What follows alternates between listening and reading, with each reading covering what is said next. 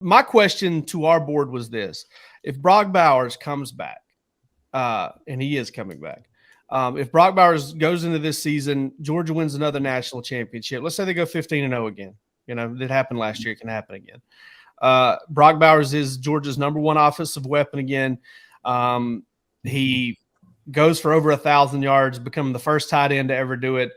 Maybe breaks the school record for receiving touchdowns in a season. He needs 11. Very doable. All this stuff sets records. For the third straight year, he will have been Georgia's #1 weapon on the offensive side of the ball. All of that stuff. Will he be the greatest Bulldog ever? I mean, listen, my opinion doesn't really matter. But if he does all of those things and has a big hand in making it happen again, I think he might have to be, because I don't know. There won't be another player except for Cedric Van Pran, and offensive linemen just do not get the kind of love, that had as big of a production hand in 3 national championships, something that's never been done in the sport.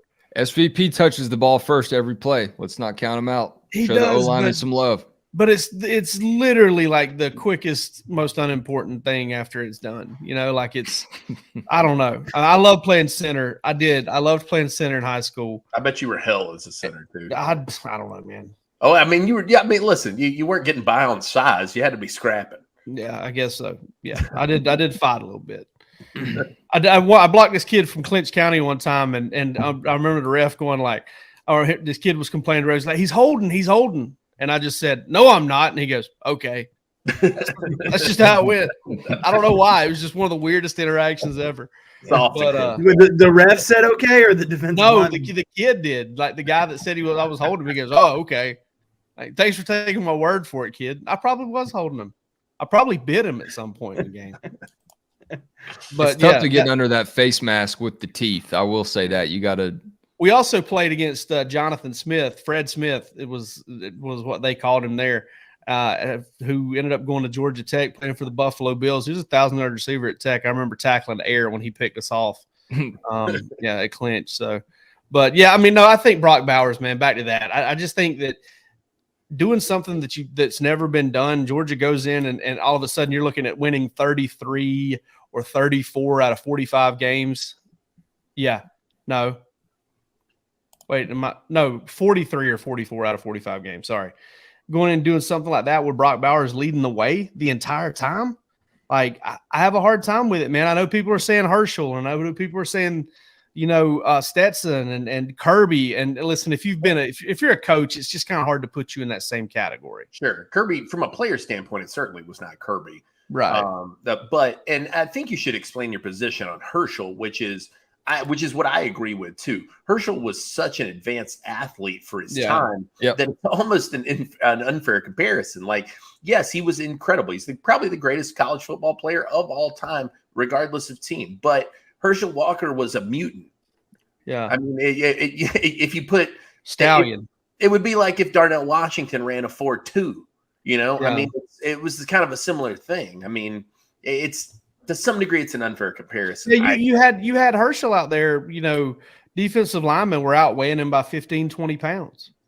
Sure, exactly. At best. And, I'm not saying that that's the only reason he's great. I think Herschel could play today with that size and that speed combination and be very, very, very good. One of the elite players in college football. But I don't think he would just run roughshod over the sport like he did for 3 straight years. There's parity in the sport now to a huge degree. Even though people I know don't want to say that, it's clearly reflected in the tweets that I get tagged from On3. People replying about how much they hate the rankings.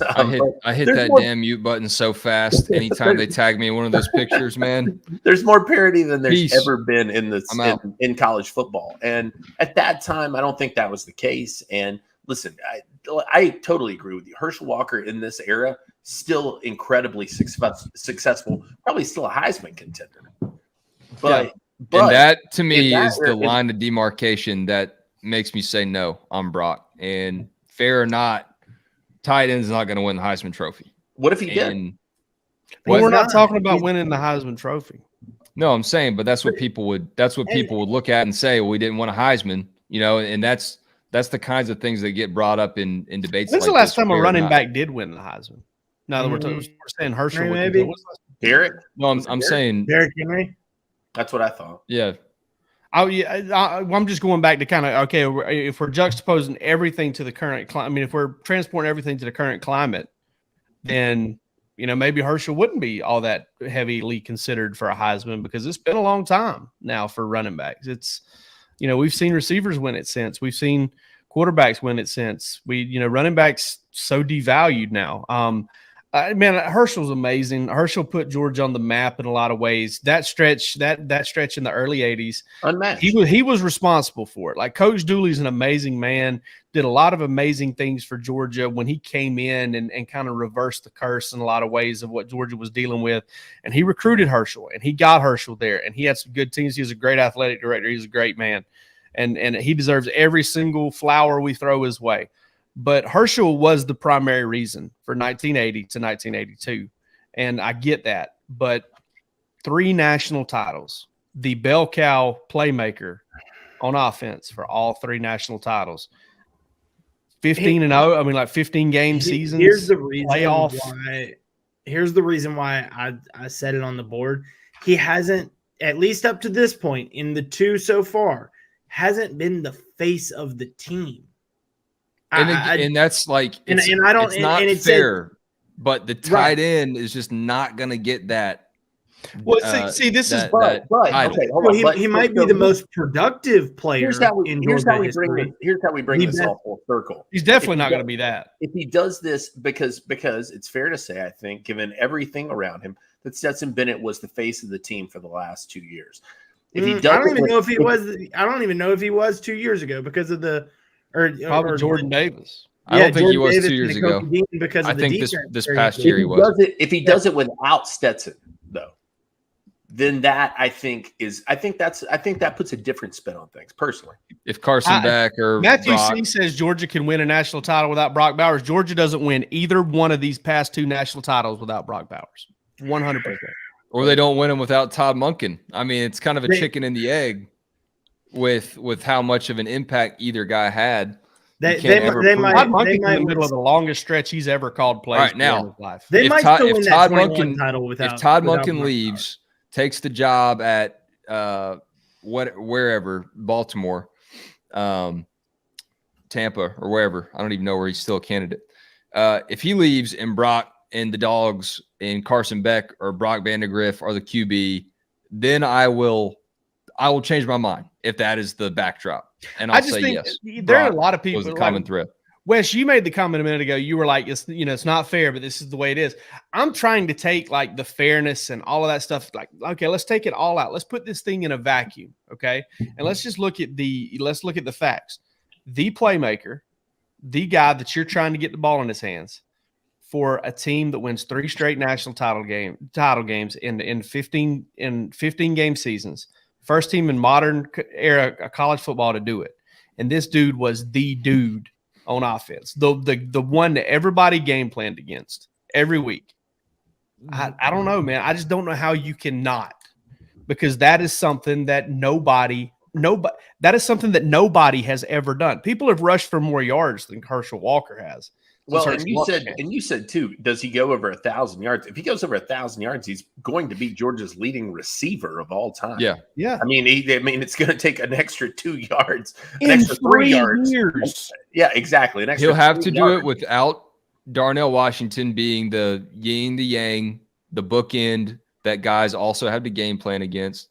He'll have the opportunity to do it without Stetson, and maybe he gets Todd Monken to help lead the charge again. I just because and the question is greatest Georgia player of all time, right? The greatest Georgia football player ever. Like, you think of Georgia football, listen, this guy was now we're the messing GOAT. this up. I said greatest Bulldog ever. Okay, ever be a Bulldog. So greatest. Not only that, we got NIL money he's giving back to his teammates. Listen. He's got guns for days. Just whatever you want to pull. I got one. that does go to the point that I'm about to make, is that there's greatest Bulldog ever is just as much in my mind off the field as it is on the field. And I think now you're getting into damn good dog territory, Palmer, and that is not somewhere we want to go. I just don't know that. Again, I think it's the face of the team argument. Brock Bowers hasn't been the face of Georgia. Man, this football. is great. This is like the LeBron versus Michael of Georgia It really football. is. It's subjective. Like, it's subjective to every individual person. Like, when Palmer, when you say he hasn't been the face of the team, I want to go up to the roof of my house and jump off. Because I just don't. Seppuku. I'm totally joking. It doesn't make me that upset. Okay, I got this pen right here, just right in my eyeball. I just don't think that the PR aspect of it matters. You know, Brock's terrible with the media. Like he's and I think that's part of get me out of here. Get me out of here right now. I think that's part of the public. I mean, in order to be perceived as the greatest Bulldog of all time, there's got to be a agreement of a sort from people outside of just. Well, there's never going to be for anybody except for Herschel at this point. I'm just trying to be rogue. I mean, I think Stetson has made a really strong case being the starting quarterback for 2 national championship teams. He didn't wave. But there were a few people he didn't wave at that parade, or he would be. Yeah.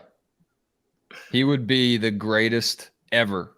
I mean, there's no doubt about Herschel. I wasn't there, but there's no doubt that Herschel had that magic. Like, in the moment, there was no doubt people were watching him play, and they were saying, "This is the best we've ever seen. We've never seen a Bulldog like this." How about this set of mental gymnastics? Okay, we're talking about greatest Bulldog ever. How coachable was he? You know, did he do what his coaches asked him to do? Brock Bowers, bad in front of the media. Coaches want him to be bad in the media. Brock Bowers does that spectacularly well. Maybe better than he plays football. So, greatest Bulldog ever. I've got you guys from every angle. And I'll say greatest Bulldog ever. I'll tell you this. In my opinion, we can debate this as long as we want. Of course, obviously, we can with everything. Shout out to Chad Donner Schwantz over here for Herschel Walker Kyler. Them dogs as hell, don't they? Great Squidbillies reference. I really appreciate that. But I will tell you this: there is nobody who has ever played at Georgia, and this is a definitive statement on my point. Who has been as surprising as what Brock Bowers has done. We knew Brock Bowers was a good player. Nobody thought that he was going to be what he is. And part of that is he didn't play his senior year of high school football. So nobody really knew what he was going to be about by the time he got there. The dude has shown up and listen, what can you say? Like you said, bro, it's success has followed him as he's moved, I think. One more piece of food for thought here. You could push back with the biggest surprise being Stetson. He came as a walk-on. Yeah. That one crept up on us for a long time, though. I'll say, I've said it before. There was an incubation period. The only person that I ever heard call the shot on Bowers was David Pollock, and he was confident about it. He's like, yeah, Darnell's going to be hurt for Clemson.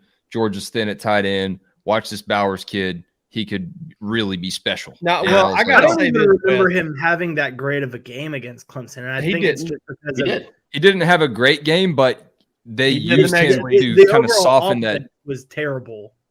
He did he did that following week against UAB though. I remember sitting at a Napa pool in Napa, California, watching that game and being like, "Holy snap! This cat's from right here." And we kind of traded places there for a minute. But listen, I got to fight back on David Pollock calling it at that point, because I think we all knew, if you had a source or two at that point at practice, and DP probably saw it for himself. At that point, we knew Georgia had a dude. It was just a matter of kind of getting into it and you know. High school ranks. Though. I'm not saying that no one knew he was good. I'm saying Pollock was the only person I heard on the radio actually say, like, this guy can be a game changer this week against Clemson. Like, no one was really thinking about that. But you look back, and he should have been a top 5 recruit in that class. You know, like, he should have been a top 5, top 8 recruit in that. Listen, we got another comment over here. Matthew C says, I think Wes has it. Herschel was a national phenomenon. Bowers is great. Phenomenon? No. Brock Bowers is a phenomenon. Yeah. I mean, you got Adam Rittenberg saying he's the best player in college football coming into 2020. He's a 2023. You know, I mean, there are a lot of people that say that, but the tight end thing, and one of the reasons I love this debate is because the tight end thing clouds a lot of stuff here. Yeah, but and I it also sucks, and it shouldn't, because the tight end is the best position ever invented. In I personally think that Todd Monken is, you know, like Todd Monken's success at Georgia. And listen, I think the world of him. I think he's extremely smart. I think it's a big product of Brock Bowers, because Bowers gives him a way to tinker with defenses and to yo-yo defenses in such a way that drives them insane.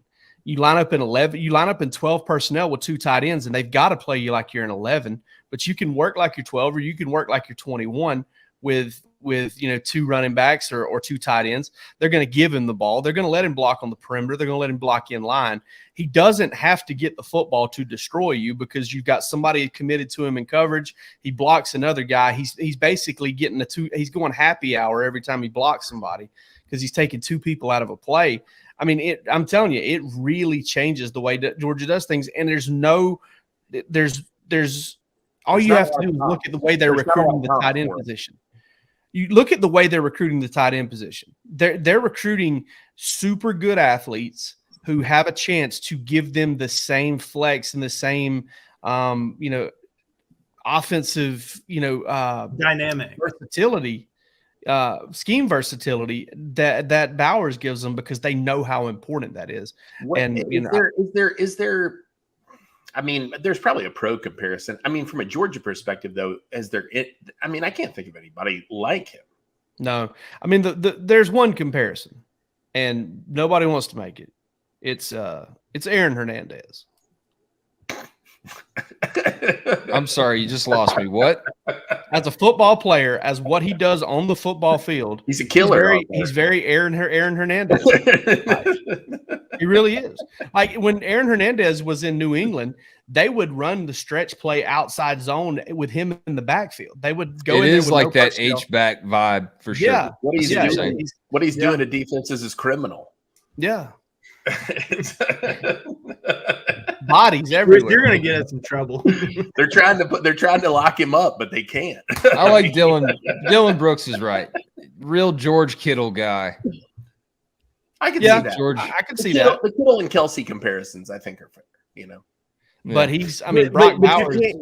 You can't hand the ball off to Kelsey or Kittle. Sure. I mean, you probably could more with Kelsey than you can Kittle, but I think he's like Kelsey as a receiver, and then he's Kittle as a blocker. Good guys, because he's really good in that area. Like, he'll snap your head back. I mean, he'll make you taste a little blood. I mean, like Aaron Hernandez. Yeah.